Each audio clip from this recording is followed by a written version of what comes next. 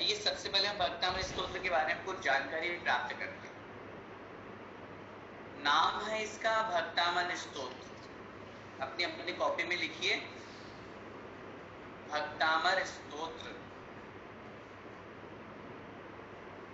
भक्तामर संधि विच्छेद करेंगे, दो शब्द है भक्त अमर। भक्त अमर, भक्त मतलब भगवान की भक्ति करने वाला, ठीक है। और अमर का मतलब क्या होता है? अमर का मतलब देवता, है ना। भगवान की भक्ति से जो अमरत्व को प्राप्त करता है, सामान्य अर्थ में देवता है, और जब हम विशेष अर्थ की बात करते हैं तो उसमें अमर पना किस में आता है? जब हम मुक्त अवस्था को प्राप्त करते हैं तो हम अमर हो जाते हैं। तो जो भगवान की भक्ति, स्तोत्र का मतलब लिखिए अपनी कॉपी में भगवान के गुणों का गुणानुवाद करना।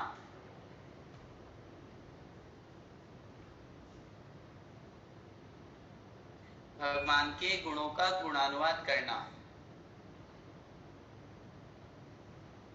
ये क्या कहलाता है? स्तोत्र या स्तुति, ठीक है। तो जो स्तुति, अब मीनिंग क्या बना बोलेगा? जो स्तुति भक्त को भगवान बना देती है उसका नाम है भक्तामर स्तोत्र। जो भगवान की स्तुति भक्त को क्या बना देती है? भगवान बना देती है, उसका नाम है भक्तामर स्तोत्र। ओके, अब हमको ये समझना है ये भक्तामर स्तोत्र जो है ये किन्होंने लिखा?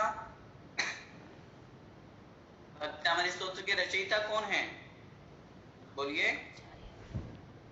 आचार्य मानतुंग स्वामी। अपने अपनी कॉपी में नोट करते जाएं। कौन है रचयिता? आचार्य मानतुंग स्वामी। अभी आचार्य मानतुंग स्वामी महाराज के बारे में थोड़ा सा हम ब्रीफली समझते हैं। ये जन्म से ब्राह्मण थे। जब इनका जन्म हुआ था तब ये ब्राह्मण कुल में पैदा हुए थे। बाद में इन्होंने श्वेतांबर दीक्षा धारण की। कौन सी दीक्षा? श्वेतांबर। अपन देखते हैं ना जो व्हाइट कपड़े पहनते हैं, श्वेतांबर साधु महाराज होते हैं, तो वो दीक्षा इन्होंने धारण की। उस समय दीक्षा जब इन्होंने धारण की, इनको कोई रोग हो गया था, और वो जो रोग था वो इनका ठीक नहीं हो रहा था। संयोग से इन्हीं दिगंबर साधु महाराज के निमित्त से वह रोग दूर हो गया। तो ये दिगंबर धर्म से बहुत प्रभावित हुए। इनको लगा इट मींस दिगंबर धर्म में बहुत पावर है, बहुत शक्ति है। तो इन्होंने श्वेतांबर धर्म छोड़ कर क्यों फिर दिगंबर धर्म अपना लिया। जब ये दिगंबर बन गए तो चूंकि संस्कृत के बहुत बड़े प्रकांड विद्वान थे, राजा हर्षवर्धन जब हुए तो संस्कृत में कालिदास नाम के कवि प्रसिद्ध, आप लोगों ने सुना होगा, जो बहुत अच्छे संस्कृत के राइटर हैं और संस्कृत में बहुत अच्छी उन्होंने काव्य लिखे हैं। अभिज्ञान शाकुंतलम आदि बहुत अच्छे उन्होंने प्ले लिखे हैं। इंग्लिश में उनको, जैसे इंग्लिश में शेक्सपियर फेमस है पोएम में, कविताओं में, काव्यों में, ऐसे ही संस्कृत में कालिदास फेमस है। तो कालिदास के जमाने में ये हुए। तो कालिदास आदि और जो हिंदू ब्राह्मण लोग थे जो जैन दर्शन को संस्कृत की बहुत अच्छा नॉलेज रखने वाले थे, तो वो इनसे बहुत ज्यादा जलते थे, जेलस होता था कि ये हमारे बीच में कहां से आ गया।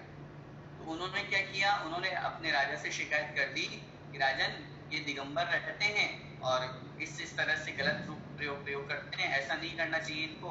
ऐसा करके उनकी शिकायत कर दी। तो राजा ने कहा ठीक है, उनको हमारे सामने प्रस्तुत किया जाए। जब सैनिक उनके पास में गए और उनसे जाकर के कहा कि तुम्हें राजा साहब ने बुलाया है, तो मीन्स मुनि महाराज तो ध्यान में लीन थे और उन्होंने उनको कहा कि मैं तो किसी की बुलाने पर जाता ही नहीं हूँ। और दिगंबर मुनि महाराज सिर्फ 3 टाइम कहीं पर निकलते हैं, बाहर निकलते हैं। आचार्यों ने शास्त्रों में लिखा है, देवशास्त्र गुरु की पूजा में भी लिखा हुआ है, ये 3 काल बाहर गमन थी। इनमें जो 3 समय में ही बाहर निकलते हैं, कौन कौन से 3 समय उन्होंने वहां पर लिखा, आहार, विहार और निहार। बस या तो आहार चर्या के लिए निकलेंगे, या फिर कहीं विहार करना है, जाना है तो निकलेंगे, या फिर मलमूत्र अधिक्षेपण करना है तो बाहर निकलते हैं। इसके अलावा मुनि महाराज कभी किसी के बुलाने पर किसी के घर नहीं जाते। ये बात बहुत अच्छी तरह से समझिएगा। आजकल एक समाज में गलत परंपरा प्रारंभ हो रही है। बहुत से साधु महाराज घरों में जाकर के कलश स्थापना कराते हैं, यंत्र स्थापना कराते हैं। ये आदम की परंपरा नहीं है। तो क्या हुआ, तो वो मानतुंग स्वामी महाराज नहीं गए। राजा ने 2 बार फिर भेजा तो भी नहीं गए, क्योंकि वो क्यों जाएंगे किसी के बुलाने पर, वो तो महाराज है, मुनिराज हैं। ऐसी स्थिति में राजा को गुस्सा आया और सैनिकों के कहने पर उन्होंने उनको मुनि महाराज को उठाने का आदेश दे दिया। ऐसी स्थिति में चूंकि उन्होंने देखा कि ये तो मेरे ऊपर उपसर्ग आया है, उपसर्ग जान करके वो मौन हो गए और ध्यानस्थ हो गए। उनको 48 तालों में बंद कर दिया गया। रात्रि के अंतिम प्रहर में आचार्य मानतुंग स्वामी महाराज ने आदिनाथ भगवान की स्तुति की, और आदिनाथ भगवान की स्तुति स्वरूप ये 48 श्लोक लिखे, भक्तामृत स्तोत्र की रचना की। उन्होंने कॉपी पेन लेके लिखा, वहां लिखा नहीं, लेकिन चूंकि उनको काव्य का बहुत अच्छा ज्ञान था, संस्कृत की बहुत अच्छी नॉलेज थी, तो श्लोक को कैसे भी बना सकते हैं। तो उस अपेक्षा से उन्होंने वहां पर उसकी रचना की। और कहते हैं इस विषय में 2 कथानक प्राप्त होते हैं। एक कथानक की अपेक्षा से कहते हैं कि जैसे जैसे वो एक एक श्लोक लिखते जा रहे थे, तो उनकी एक एक ताला टूटता जा रहा था। और दूसरे प्रमाण के अनुसार ये घटित होता है कि 46 नंबर का जो श्लोक है, आपाद कंठ मुरुशंखल वेष्टितांगा, उसके अनुसार उसमें जो अर्थ दिया हुआ है उसमें ये घटित होता है कि जो भगवान आपकी भक्ति करता है वो बेड़ियों से भी बंधा हुआ हो तो भी आपकी भक्ति के प्रसाद से भी बेड़ियां खुल जाती है। तो इस तरह से 2 प्रमाण हमको प्राप्त होते हैं, और भगवान की भक्ति के प्रसाद से, भक्तामृत स्तोत्र की रचना से वो 48 तालों से बाहर आ गए। जब प्रातःकाल लोगों ने दृश्य देखा तो सबको बड़ा आश्चर्य हुआ, अरे ये अपने आप कैसे हो गया। कहीं कहीं कथानक में मिलता है उनको वापस तालों में बंद किया गया, वापस भगवान की भक्ति के प्रभाव से देवों ने आकर के उनकी रक्षा की और उनको ताले से बाहर विराजमान कर दिया। तो राजा ने स्वयं आकर के वो दृश्य देखा, वह स्वयं नतमस्तक हो गया और उसने अपनी क्षमा याचना की कि राजन, भगवान स्वामी हे मुनि महाराज, मैं अब तक भूल वशात और एक अभिमान के वशात आपकी निंदा मैंने की, मुझे आप क्षमा कीजिए, आगे से मैं ऐसी गलती नहीं करूंगा और सभी दिगंबर मुनि महाराजों का मैं सम्मान करूंगा। तो इस तरह से ये कथानक बना, और इसमें आचार्य मानतुंग स्वामी महाराज ने ये भक्तामृत स्तोत्र की रचना की। महत्वपूर्ण बात यह है कि ये भक्तामृत स्तोत्र इतना महान है कि इसको दिगंबर और श्वेतांबर दोनों परंपरा में माना जाता है। श्वेतांबर परंपरा में भी इसका महत्व है, लेकिन बस फर्क इतना है, वहां पर इसके 44 श्लोक है, 44, और दिगंबर अपनी परंपरा में 48 पूरे जो श्लोक है 48 को कहे गए हैं। मूल तो उन्होंने 48 ही लिखे हैं। श्वेतांबर परंपरा में चूंकि अष्ट प्रात्याहार्य नहीं माने जाते, वहां 4 ही प्रात्याहार्य होते हैं। इस अपेक्षा से वहां पर उन्होंने 4 श्लोक कम करके और 44 श्लोक वो मानते हैं, वो स्वीकार करते। ये कौन से समय में हुए? ये हुए लगभग 7वीं शताब्दी में, अभी चल रही है 21वीं शताब्दी।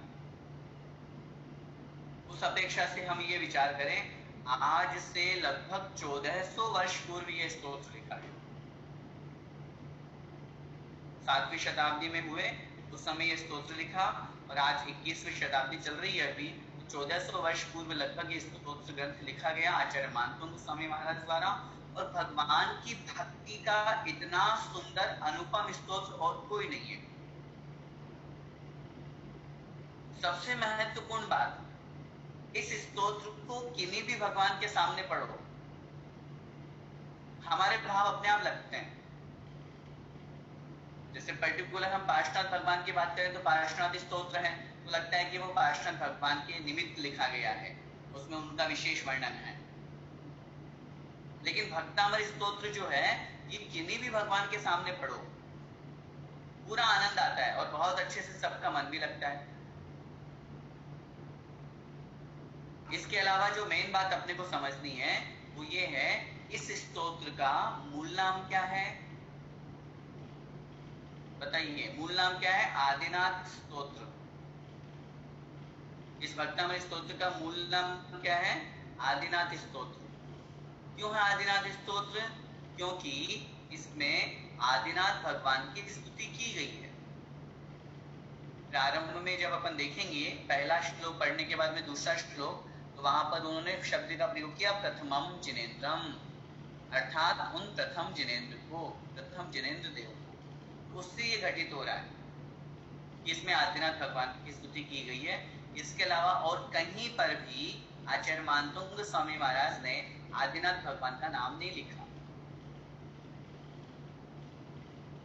इसीलिए इस स्तोत्र को कहीं पर भी किसी भी के भी तीर्थंकर के सामने पढ़ सकते हैं, बड़ा आनंद आता है। आइए हम भी इस श्लोक को इसको प्रारंभ करते हैं। और ये जो स्तोत्र है ये बसंत तिलका छंद में लिखा गया है, ये भी आप लिख लीजिए अपनी कॉपी में। ये जो स्तोत्र है ये छंद का एक प्रकार होता है श्लोक लिखने का। जैसे अपन बोलते हैं ना हिंदी में, कहीं दोहा होता है, कहीं सोरठा होता है, कहीं गत्ता होता है। हिंदी ये अपन जब पूजाएं करते हैं अलग अलग लय ताल होती है, तो ऐसे संस्कृत में भी अलग अलग लय ताल है। तो ये वसंत दिल का छंद है, इसमें हर लाइन में 14 अक्षर होंगे, 14 वर्ड्स, 14 अक्षर प्रत्येक पंक्ति में, ये नियम है।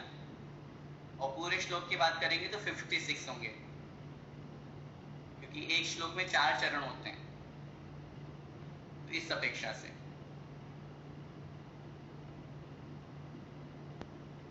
चलिए ठीक है, तो ये हमने थोड़ा सा ब्रीफली इस स्तोत्र के बारे में समझा। आइए अब हम आज प्रारंभ करते हैं, और बहुत अच्छे से हम सभी को एक एक शब्द का उच्चारण करते हुए उच्चारण भी सीखना है, और साथ में ही इस स्तोत्र का अर्थ भी अपने को एक एक शब्द का बहुत अच्छी तरह से समझना है। इस क्लास में दोपहर वाली कक्षा के भी बहुत से महानुभाव हैं, और वो उनसे मेरा ये विशेष निवेदन रहेगा कि इस क्लास में भक्तामृत के स्तोत्र में आप लोग नोट्स की एक्सपेक्टेशंस ना करें, क्योंकि इस क्लास में आपको नोट्स नहीं मिल पाएंगे और ना ही रिकॉर्डिंग हो पाएगी। तो इसलिए आपको स्वयं अपने हिसाब से बहुत अच्छे से नोट्स भी तैयार करना है, और अपने ही जो भी आपका तरीका है उस अनुसार आपको पढ़ना है। तो एक दिन की क्लास में आपको एक एक्स्ट्रा अपॉर्चुनिटी मिल जाती है। चलिए आइए पहला श्लोक का हम एक एक शब्द का उच्चारण करते हैं। भक्तामर, बहुत ध्यान से केयरफुली होके, और चूंकि मैं फिर निवेदन करूं दिन की क्लास जितना टाइम नहीं है, अपने पास में टाइम कम है, इसलिए अपन कोशिश करेंगे कि जितना हमारा ये 21 डेज का कैंप है, क्योंकि ये शिविर के रूप में हम पढ़ रहे हैं, तो इसमें हम पूरा भक्तामृत स्तोत्र करें ही करें, नहीं तो फिर अधूरा रह जाएगा, तो आपका भी मन नहीं मानेगा और मेरा भी नहीं मानेगा। इसलिए अपन लोग बहुत अच्छी तरह से समझते भी जाएंगे, और आप लोग थोड़ा सा सारे काम से दूर होकर के बस एक ही जगह आपको कॉन्सेंट्रेट करना। उच्चारण: भक्तामर प्रणत मौलि मणि प्रभाणा मुद्योतकम दलित पाप तमोवितानम सम्यक प्रणम्य जिन पाद युगम युगादा वालंबनम वालंबनम भवजले पतताम जनानाम। एक साथ में एक लाइन बोलूंगा, आपको रिपीट करना, ध्यान से सुनेंगे। भक्तामर प्रणत मौलि मणि प्रभाणा, बोलिए। भक्तामर प्रणत मौलि मणि प्रभाणा मुद्योतकम दलित पाप तमोवितानम।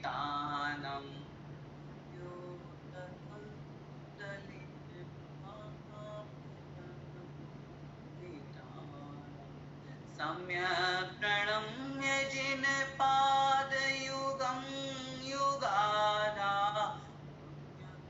प्रणम्य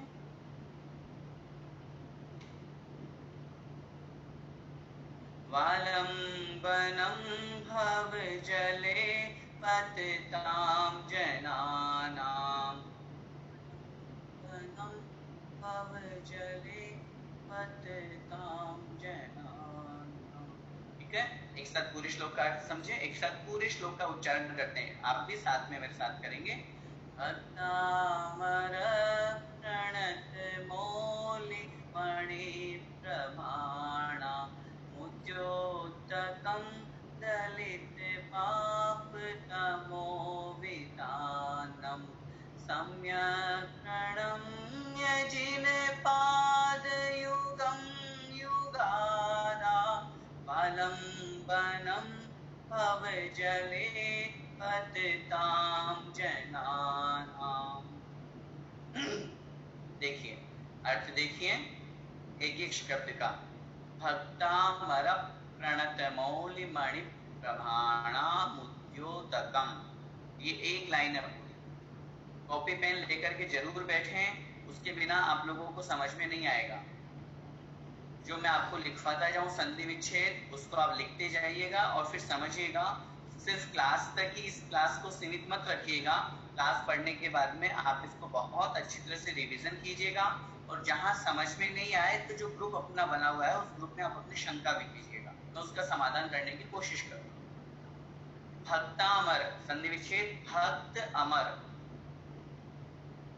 भक्तामर भक्त अमर। फिर है प्रणत मौलि मणि प्रभाणाम, मुद्योतकम में से आधा में निकल जाएगा, प्रभाणाम उद्योतकम, प्रभाणाम उद्योतकम। ठीक है, अब अर्थ देखिए। भक्त का मतलब भक्त, भक्ति करने वाला, और अमर, अमर का मतलब देवता। प्रणत माने झुके हुए, मौलि, मौलि का मतलब होता है मुकुट, उन मुकुटों में लगी हुई, मणि मतलब मणियों की, प्रभाणाम प्रभा की, मणि, मणि मतलब मणि रत्न, और प्रभाणा मतलब प्रभा की या कांति को, उद्योतकम बढ़ाने वाले। क्या मतलब हुआ? झुके हुए देवताओं के, भक्त देवताओं के, देवता कौन है? भक्त है भगवान के, वो भी भगवान की भक्ति करते हैं हमारे जैसे। तो अर्थ कैसे लगेगा? अन्वय के साथ में पूरा अर्थ लगाएंगे एक लाइन का। तो प्रणत मतलब झुके हुए, भक्त अमर भक्त देवताओं के, मौलि मतलब मुकुट में लगी हुई, मणि मतलब मणियों की, प्रभाणा मतलब कांति को, आभा को, उद्योतकम अर्थात बढ़ाने वाले। एक लाइन पूरी का अर्थ क्या हो जाएगा? झुके हुए भक्त देवताओं के, क्योंकि देवतागण मुकुट पहनते हैं ना, मुकुट पहनते तो मुकुटों में मणियां लगी हुई है, तो जैसे ही वो भगवान के श्री चरणों में झुकेंगे, ये विशेषण किसका है? भगवान के चरणों का। आगे एक शब्द आएगा पाद युगम, आगे एक शब्द आएगा पाद युगम, इसलिए अपने को अर्थ यहाँ ग्रहण करना है युगल पाद, चरण कमल है ना, वो आगे अर्थ लगाएंगे। ये विशेषण किसका है?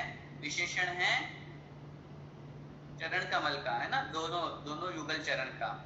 तो कैसे हैं भगवान के चरण? उसकी पहली विशेषता हमको यहाँ पर बताई कि देवताओं के द्वारा, कौन से देवताओं के द्वारा? देवताओं का विशेषण दिया, झुके हुए देवताओं, और वो भक्त है भगवान के, तो इस अपेक्षा से झुके हुए भक्त देवताओं के मुकुट में लगी हुई मणियों की आभा मतलब कांति को, उद्योतकम मतलब बढ़ाने वाले। ठीक है, आगे समझ में। इसके बाद में दूसरी विशेषता क्या दी? ध्यान से आगे देखिए, दूसरी विशेषता यहाँ पर दी गई है, दलित पाप तमोवितानम। दलित मतलब नष्ट करने वाले, दलित मतलब नष्ट करने वाले। किसको नष्ट करने वाले? पाप तमो वितानम, संधि विच्छेद, पाप तमः वितानम, पाप के, तमः मतलब अंधकार, पाप रूपी अंधकार के, वितानम मतलब विस्तार को, पाप रूपी अंधकार के विस्तार को, दलित अर्थात नष्ट करने वाले। क्या मतलब? पूरे संसार में पाप रूपी अंधकार व्याप्त है और हम देखते भी हैं जहां पर भगवान विराजमान होते हैं वहां पाप थोड़ी ना होता है, वहां तो पाप का विनाश होता है, वहां तो पुण्य की धारा बहती है। तो इसलिए यहाँ पर कथन किया पाप रूपी अंधकार को क्या करने वाले? दलित माने विनाश करने वाले, नष्ट करने वाले। ठीक है, फिर आगे तीसरी विशेषता वो आगे देंगे, उसके पहले एक शब्द दे दिया सम्यक प्रणम्य।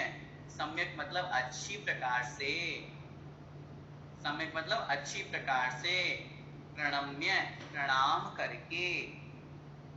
देखिए कितनी बड़ी बात है, यहाँ पर प्रणाम करने में विशेषण लगाया है आचार्य मानतंग स्वामी महाराज ने। कौन सा विशेषण लगाया? सम्यक प्रणम्य, अच्छी तरह से प्रणाम करके। हम लोग अच्छी तरह से प्रणाम नहीं करते। हम लोग कैसे करते हैं?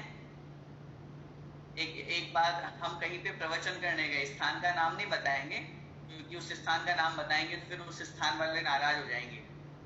अपने को तो उदाहरण से मतलब है। हम एक स्थान पे गए 10 लक्षण में, तो हमने देखा शाम का प्रवचन चल रहा था मंदिर में, वहां प्रवचन होते थे, तो बरबस दृष्टि चली जाती सब तरफ देखते हुए हम बात करते हैं। तो एक लगभग 20-22 साल की नव युवती आई, शायद वो स्टूडेंट रही होगी। तो वो जैसे ही आई तो मंदिर में वो भगवान के दर्शन करने के लिए आई, उन्होंने भगवान को ऐसे सिर झुकाया और परिक्रमा लगाने के लिए वो आगे बढ़ गई। तभी जब 1 या 1.5 परिक्रमा हुई होगी तो उनके फोन की घंटी बज गई। तो परिक्रमा भी लगाती जा रही है और फोन की घंटी में जो सुना, जो जिसका भी फोन आया उससे फोन पे बात करती जा रही है और पूरी परिक्रमा लगाती जा रही है और मंदिर में बस भगवान को ऐसे करके और बाहर निकल गई। अब इसको हम क्या बोलेंगे कि ये सम्यक प्रणम्य है? कहने का तात्पर्य हमारा ये है मन वचन काय हमारे तीनों लगे। हम क्या करते हैं? बस भगवान की भक्ति करने के लिए जाते तो हैं मंदिर में, लेकिन भक्ति करते कहाँ हैं? भगवान की तरफ देखते भी नहीं है, इधर उधर देखने में लग जाते हैं, अच्छी तरह से प्रणाम नहीं करते। तो सम्यक प्रणम्य से हमें क्या ग्रहण करना है? मन वचन काय से प्रणाम करके। सम्यक प्रणम्य मन वचन काय से प्रणाम करके। फिर आगे कह रहे हैं जिन पाद युगम, किसको प्रणाम करके? जिन पाद युगम अर्थात जिनेन्द्र देव के पाद मतलब चरण, युगम मतलब युगल को, युगम मतलब जोड़ा, युगल, और पाद मतलब चरण। जिन पाद युगम अर्थात जिनेन्द्र देव के चरण युगल को। क्या मतलब हुआ? क्या मतलब हुआ? 2 लाइन का हमने यहाँ पर ये समझा ऊपर, झुके हुए भक्त देवताओं के मुकुट में लगी हुई मणियों की आभा को जो बढ़ाने वाले हैं, संसार में फैले हुए, संसार में फैले हुए तम है। कौन सा तम? शब्द का प्रयोग किया पाप तम है, अर्थात पाप रूपी अंधकार को जो नष्ट करने वाले हैं। ऐसे जिन पाद युगम, ऐसे जिनेन्द्र देव के चरण युगल को क्या करके? सम्यक प्रणम्य, अच्छी तरह से प्रणाम करके। एक और विशेषता दे रहे हैं, कैसे हैं वो चरण भगवान के? युगादा वालंबनम, अपनी कॉपी में नोट कीजिए संधि विच्छेद। युग आदौ आलंबनम, युगादा वालंबनम लिखा हुआ है, उसको ठीक कर लीजिए संधि विच्छेद में। युग आदौ, युग के आदि में, युगादा वालंबनम, युग के आदि में, आदि मतलब प्रारंभ में, आलंबनम जो आलंबन स्वरूप रहे। आलंबन का मतलब सहारा, शरण।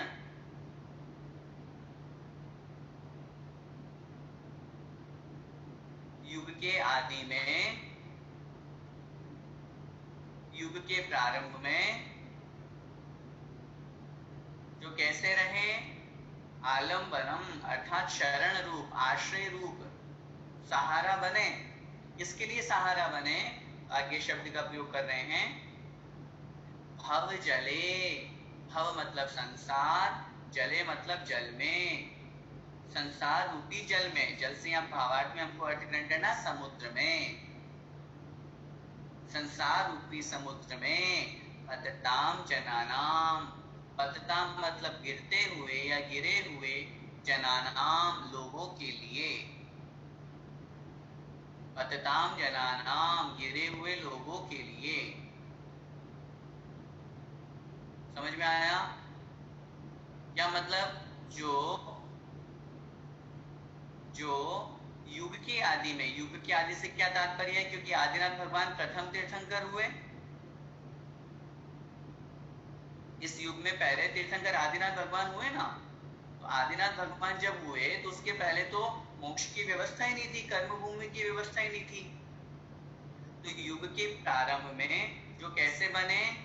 संसार रूपी समुद्र में गिरे हुए या गिरते हुए लोगों के लिए जो आलम्बन स्वरूप बने, सहारा बने। क्यों? संसार में लोग भटक रहे हैं, और अगर हम आपके चरणों की वंदना करते हैं तो निश्चित रूप से आप उनके लिए एक सहारा है, शरण है। ऐसे जिन पाद युगम, ऐसे जिनेंद्र भगवान के उन चरणों को सम्यक प्रणम्य, अच्छी तरह से प्रणाम करके। समझ में आया? अब पूरे श्लोक का अर्थ करिए। 3 विशेषताएं दे रहे हैं यहाँ पे भगवान के चरण युगल की, बहुत अच्छी तरह से समझिए। पहली विशेषता क्या? ध्यान से, झुके हुए। अब मैं हिंदी बोल रहा हूँ, आपको संस्कृत के उन शब्दों पे नजर डालनी है जहां से मैं हिंदी ले रहा हूँ। झुके हुए, प्रणत, झुके हुए भक्त देवताओं के, मौल्य मतलब मुक्तों में लगी हुई मणियों की, प्रभाणा मतलब कांति को, उद्योतकम मतलब बढ़ाने वाले। पहली विशेषता होगी। दूसरी विशेषता, दलित पाप तमो वितानम, पाप तम है पाप रूपी अंधकार के, वितानम मतलब विस्तार को, दलित मतलब नष्ट करने वाले। ये हो गई दूसरी विशेषता। तीसरी विशेषता, तीसरी लाइन का अंतिम शब्द उठाइए, युगादा आलम्बनम, संधि विच्छेद। युग आदौ आलम्बनम, युग के आदि में जो संसार में गिरते हुए लोगों के लिए जो आलम्बनम अर्थात सहारा बने, संसार में गिरते हुए लोगों के लिए जो सहारा बने, ऐसे जिनपाद युगम, ऐसे जिनेंद्र देव के चरण युगल को क्या करके? सम्यक प्रणम्य, अच्छी तरह से प्रणाम करके। ये पहले श्लोक का अर्थ हुआ। अभी पहले श्लोक का वाक्य पूरा नहीं हुआ, वो दूसरे श्लोक में जाके पूरा होगा, लेकिन अर्थ यहां तक हुआ। पूरे श्लोक का अर्थ क्या हुआ? एक बार फिर से ध्यान से बहुत अच्छी तरह से समझिए, ये हमारे लिए बहुत महत्वपूर्ण स्तोत्र है। झुके हुए देवताओं के मुकुट में लगी हुई मणियों की कांति को बढ़ाने वाले। अब क्यों बढ़ रही है कांति? देखो, एक तो देवता, और देवताओं की मणियों में कांति लगी हुई है, मणियां बनी हुई है। मणियों की कांति या प्रभा तो बहुत तेज है, लेकिन उससे भी कई तेज प्रभा और कांति भगवान के श्री चरणों में है। समझ में आ रही बात? क्योंकि भगवान के शरीर में इतना तेज है कि आचार्यों ने शास्त्रों में लिखा है, सूर्य चंद्रमा भी फीके पड़ जाते हैं भगवान के उन समक्ष। करोड़ों सूर्य करोड़ों चंद्रमा भी भगवान की आभा के समक्ष फीके हैं। इसलिए यहाँ पर अपने को बहुत अच्छी तरह से ये बात समझना है कि इसलिए यहाँ पर उनके चरणों में झुकने से क्या हुआ? उन देवताओं के मुकुट में जो मणियां लगी हुई है उनकी कांति और बढ़ गई। दूसरी विशेषता थी, संसार में पाप रूपी अंधकार को नाश करने वाले। अरे जहाँ भगवान जाते हैं वहां कितनी प्रभावना होती है, उपदेश देते हैं, भव्य जीवों का कल्याण करते हैं, लोग पापों को छोड़ते हैं। अरे दूर मत जाइए, आज आचार्य श्री जहाँ जाते हैं इतने लोग उनके पीछे पीछे कितना पाप छोड़ देते हैं, कितने व्रतों को अंगीकार करते हैं। जब आचार्य श्री का इतना प्रभाव है हमारे बीच में, साक्षात तीर्थंकर भगवान का कितना होगा? तो सोचिए, उनके निमित्त से पाप रूपी अंधकार कितना प्रलय को प्राप्त होगा, नष्ट हो जाएगा। तो जो पाप रूपी अंधकार को नष्ट करने वाले हैं। और तीसरी विशेषता, युग के प्रारंभ में ये हुए, और युग के प्रारंभ में चूंकि कर्मभूमि का प्रारंभ ही हुआ था, तो इस अपेक्षा से उसमें उस युग के प्रारंभ में तो सभी संसार में जो भव्य जीव भटक रहे हैं उन लोगों के लिए जो सहारा बने, जो एक आश्रय शरण रूप बने, वो ऐसे जिनपाद युगम, ऐसे जिनेंद्र भगवान के उन पाद युगम चरण युगल को, पाद मतलब चरण पैर और युगम का मतलब युगल जोड़ा, उनको सम्यक प्रणम्य अर्थात अच्छी तरह से प्रणाम करके। समझ में आया? अब इस श्लोक से अपने को ये भी समझना है कि हमें अच्छी तरह से प्रणाम करना आना चाहिए। ऐसा नहीं कि बस गए और जाकर के सिर टेका है भगवान के समक्ष, मन वचन काया तीनों हमारे वहां पर लगे, ताकि हमारे द्वारा की जाने वाले भगवान की भक्ति सार्थक हो और हमें उसका फल प्राप्त हो सके। ठीक है, चलिए आगे दूसरे श्लोक की ओर आगे बढ़ते हैं। दूसरे श्लोक का उच्चारण यह है, बोलिए, यह है संस्तुतः है, संस्तुतः है, यह संस्तुतः है सकल वाङ्मय, सकल वाङ्मय तत्वबोधा, तत्वबोधा, यह संस्तुतः है सकल वाङ्मय। आपको बोलना है, मेरे बारे में रिपीट करना है, बोलेंगे तो आपको उच्चारण करना आएगा, सिर्फ सुनकर के ठीक नहीं करना। जब हम आपको बोलने के लिए बीच में गैप देते हैं तो बोलना भी है। क्लास चल रही है बाकायदा लाइव, आप पढ़ रहे हैं अपन, हम पढ़ रहे हैं साथ में, ऐसा नहीं, इसलिए बोलना भी है। प्रैक्टिस तभी तो हो पाएगी शुद्ध उच्चारण। यह संस्तुतः है सकल वाङ्मय तत्वबोधा दुद्भूत बुद्धिपटुभिः, बुद्धिपटुभिः सुरलोकनाथैः, सुरलोकनाथैः। ठीक है, फिर आगे शब्द, अगला शब्द थोड़ा सा स्तोत्रैर्जगत्, स्तोत्रैर्जगत्, ई नहीं लगाना, स्तोत्र के पहले ई। बहुत से लोगों की हैबिट में होता है कि आधे से के पहले वो ई बोल देते हैं, स्तोत्रे नहीं बोलना, स्तोत्रैर्जगत्, स्तोत्रैर्जगत् त्रितयचित्त, त्रितयचित्त हरैरुदारैः, हरैरुदारैः स्तोष्ये किलाः, स्तोष्ये किलाः मपितं प्रथमं जिनेन्द्रम्, प्रथमं जिनेन्द्रम्। अब मैं पहली लाइन बोलूंगा, आपको रिपीट करना है एक एक लाइन को ध्यान से सुन करके। यह संस्तुतः सकल वाङ्मय तत्वबोधा, बोलिए, यह संस्तुतः सकल वाङ्मय तत्वबोधा दुद्भूत बुद्धिपटुभिः सुरलोकनाथैः,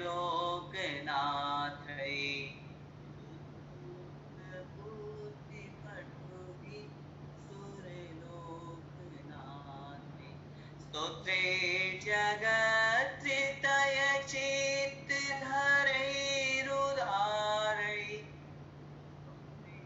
जगत्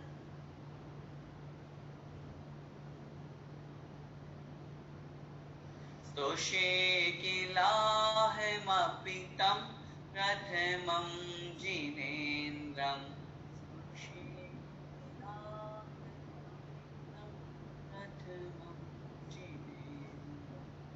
ठीक है।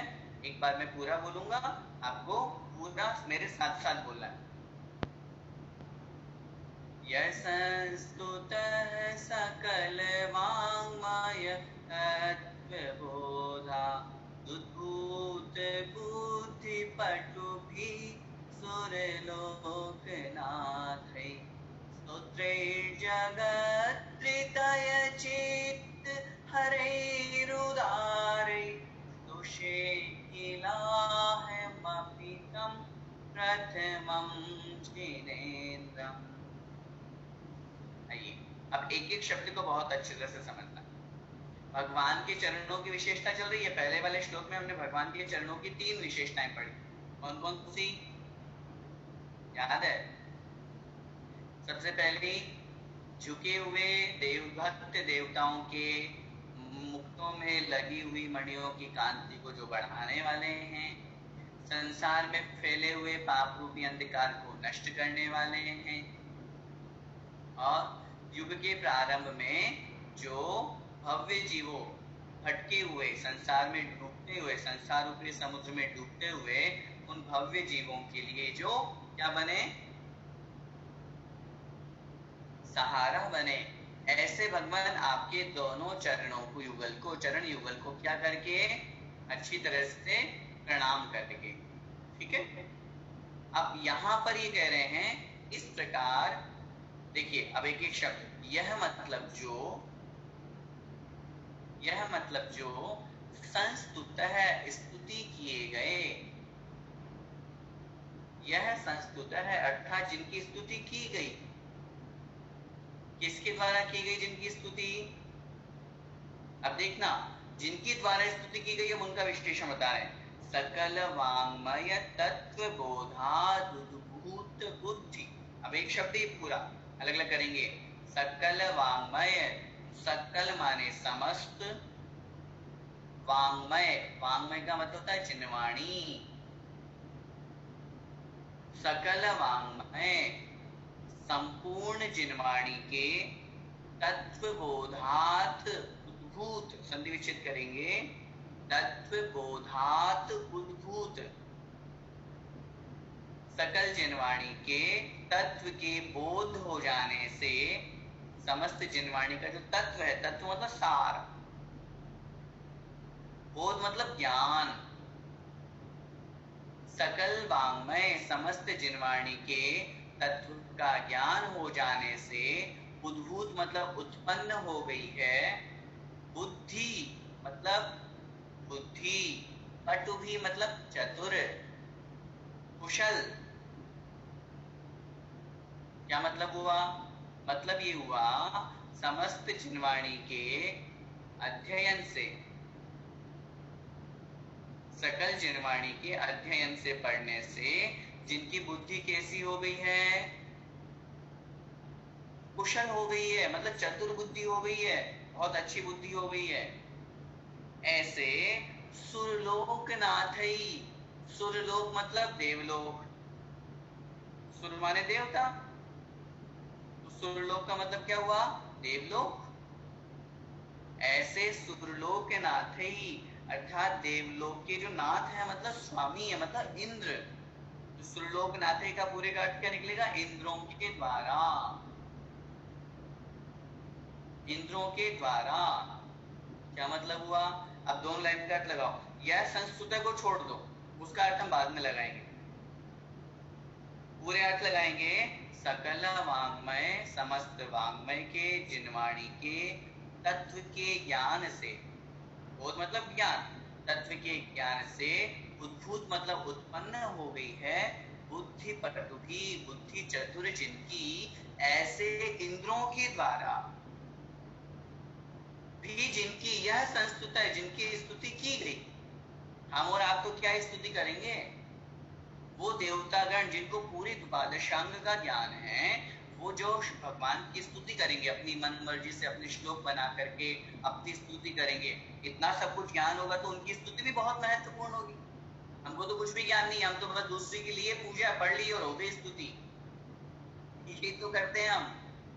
दूसरों का आचार्य मानते होंगे, स्वामी महाराज का स्तोत्र उठाया और हमने भी पढ़ लिया, और भगवान हमने भी भक्तामृत स्तोत्र पढ़ लिया, हो गई हमारी तो स्तुति। हम तो यही करते हैं क्योंकि हमारे पास इतनी शक्ति नहीं है, हमारे पास इतना ज्ञान नहीं है कि हम अपनी स्तुति खुद बनाए भगवान के लिए। आचार्य श्री कहते हैं, सुनिए बड़े ध्यान से, आचार्य श्री कहते हैं वास्तविक स्तुति तो वो है जब हम अपनी बनाई हुई पूजा भगवान को करें। अब आप बोलोगे भैया जी इसके लिए इतना ज्ञान नहीं है हमारे पास, अपने खुद के बनाई हुई 4 लाइन भगवान के चरणों में समर्पित करें, अपना खुद का बनाया हुआ स्तोत्र भगवान के चरणों में समर्पित करें तो है वास्तविक पूजा। तो हमारे अंदर से आवाज निकलेगी, ये तो दूसरों की आवाज है। तो अब समझिए इस बात को। तो उन समस्त माँ जिनवाणी का स्वाध्याय करने से जिनकी बुद्धि बहुत कुशल और चतुर हो गई है, ऐसे देवताओं के द्वारा जिनकी स्तुति की गई, ये 3rd लाइन देखिए, ऐसे स्तोत्र ही स्तोत्रे जगत चित्त हरे रुदारे ही। क्या मतलब हुआ? स्तोत्र ही, ऐसे स्तोत्रों के द्वारा, वो स्तुति किसके द्वारा की उन्होंने देवताओं ने? स्तोत्रों के द्वारा।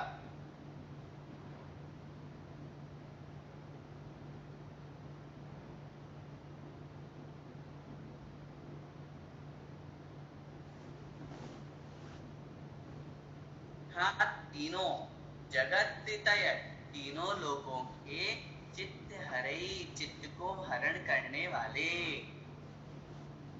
तीनों लोगों के चित्त को हरण करने वाले, तीनों लोगों के चित्त को हरण करने वाले मतलब तीनों लोगों में जितने भी प्राणी हैं उन सभी प्राणियों का मन जिन स्तोत्रों की तरफ आकर्षित हो रहा है। अरे इतना सुंदर स्तोत्र जो बनाएंगे, जिनको बहुत ज्ञान है तो उनके स्तोत्र भी बहुत अच्छे होंगे। और आगे शब्द दिया उदार ही, उदार ही का मतलब होता है मनोहर, प्रशंसनीय। उदार ही अर्थात मनोहर, प्रशंसनीय। ठीक है, समझ में आया? 3rd लाइन, स्तोत्र शब्द ऊपर वाले के साथ में जुड़ेगा। क्या मतलब?